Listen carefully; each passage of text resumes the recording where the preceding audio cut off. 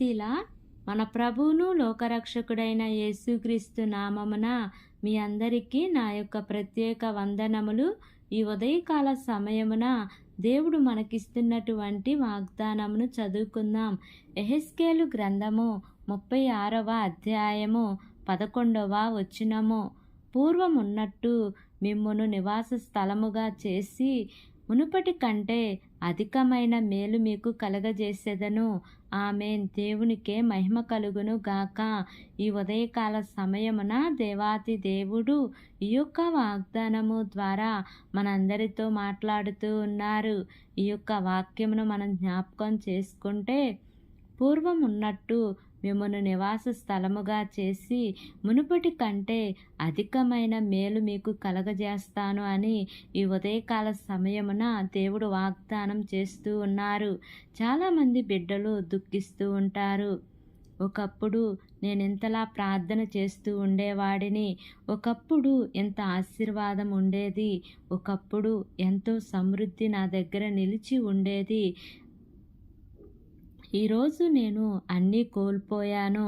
అది ఆత్మీయ జీవిత పరంగా కానీ, ప్రార్థనా పరంగా కానీ, ఆర్థిక పరిస్థితులు కానీ, సమస్యలు కానీ, మరి దేని నిమిత్తమైతే నా జీవితంలో ఇది లేదు ప్రభువా అని నీవు దుఃఖిస్తూ ఉన్నావో, ఈరోజు దేవుడు వాగ్దానం చేస్తూ అంటున్నారు, పూర్వం ఉన్నట్టు మిమ్మల్ని నివాస స్థలముగా చేయబోతూ ఉన్నారు. ఈ ఉదయకాల సమయమున ఈ యొక్క వాక్యము వింటున్న ప్రియా సహోదరి సహోదరుడా, నీవు అనుకోవచ్చు, ఎలా ముందుకు వెళ్ళగలను ప్రభువా, మార్గం లేదు ప్రభువా అని నీవు అనుకుంటూ ఉన్నావు. కానీ దేవునికి సమస్తము సాధ్యమే అండి.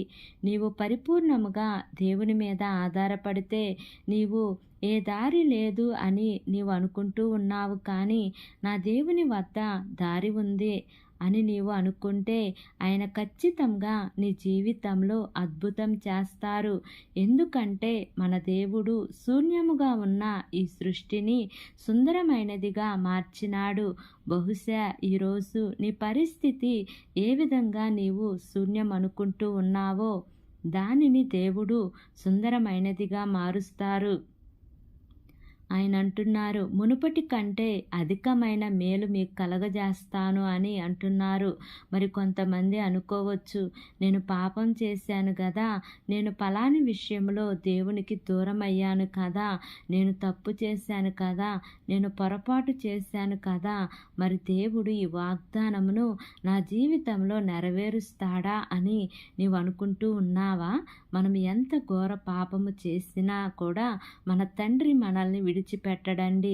మనమే పాపం చేయటము ద్వారా మనమే దేవునికి దూరమై చీకటి పాలవుతాము, కానీ దేవుడు ఎన్నటికీ కూడా నిన్ను విడిచిపెట్టడు. తప్పిపోయిన కుమారుడు తిరిగి వచ్చినప్పుడు అన్ని పొందుకున్నట్టుగా ఈరోజు నీ జీవితంలో మరలా గొప్పగా దేవుడు ఆశీర్వాదములు ఇవ్వబోతూ ఉన్నారు. నిన్ను ఆశ్చర్యకరమైన కార్యములు నీ జీవితంలో ఆయన చేయబోతూ ఉన్నారు. గనుక ఈ వాగ్దానమును నమ్మి ఈ వాగ్దానం ప్రకారంగా జీవిద్దాం. దేవుడి వాగ్దానము మనందరి జీవితములలో నెరవేర్చబడును గాక. ఆమేన్. ప్రార్థన చేసుకుందాం. ప్రేమ కలిగిన యేసయ్యా, కృప కలిగిన దేవా, నీకు వందనాలు తండ్రి, నీకు స్తోత్రములు ప్రభువా. ఇంతవరకు నీ కృపలో మమ్మల్ని కాచి కాపాడిన విధానాన్ని బట్టి నీకు వందనాలు తండ్రి. ఈ ఉదయకాల సమయమున మీరు మాకు ఇచ్చినటువంటి వాగ్దానాన్ని బట్టి నీకు వందనాలు ప్రభువా. ఎంతమంది బిడ్డలు ఈ వాక్యమును విని ప్రార్థనలో ఏకీభవిస్తున్నారో తండ్రి, ప్రతి కుటుంబాన్ని మీరు జ్ఞాపకం చేసుకోండి అయ్యా. నీ మేలుల చేత వారిని తృప్తిపరచమని మిమ్మల్ని వేడుకుంటున్నాను ప్రభువా. ఏ కుటుంబంలో అయితే ఏ సమస్య శోధనలు ఉన్నాయో తండ్రి, వాటన్నిటి నుంచి విడుదల దయచేయమని అడుగుచున్నాను ప్రభువా. మా దేశమును జ్ఞాపకం చేసుకోండి అయ్యా. దేశమును పరిపాలిస్తున్న ప్రతి అధికారుల కుటుంబాలను జ్ఞాపకం చేసుకోండి ప్రభువా. దేశ ప్రజలను జ్ఞాపకం చేసుకోండి. వారి అవసరతల్లో అక్కర్లో యేసయ్య మీరు వారికి తోడుగా ఉండి నడిపిస్తూ రమ్మని మిమ్మల్ని వేడుకుంటున్నాను ప్రభా. ఈ దినము ప్రయాణం చేస్తున్న ప్రతి బిడ్డను జ్ఞాపకం చేసుకోండియా. వారి యొక్క ప్రయాణాల్లో క్షేమాన్నిచ్చి సురక్షితంగా చేరవలసిన గమ్యస్థానానికి చేర్చమని మిమ్మల్ని వేడుకుంటున్నాను ప్రభా. నా ప్రార్థన ఆలకించి అంగీకరించమని నజరేడైన యేసు అతి పరిశుద్ధ నామమున అడిగి వేడుకొని పొంది ఉన్నాము తండ్రి. Amen, amen, amen. Praise the Lord. God bless you all.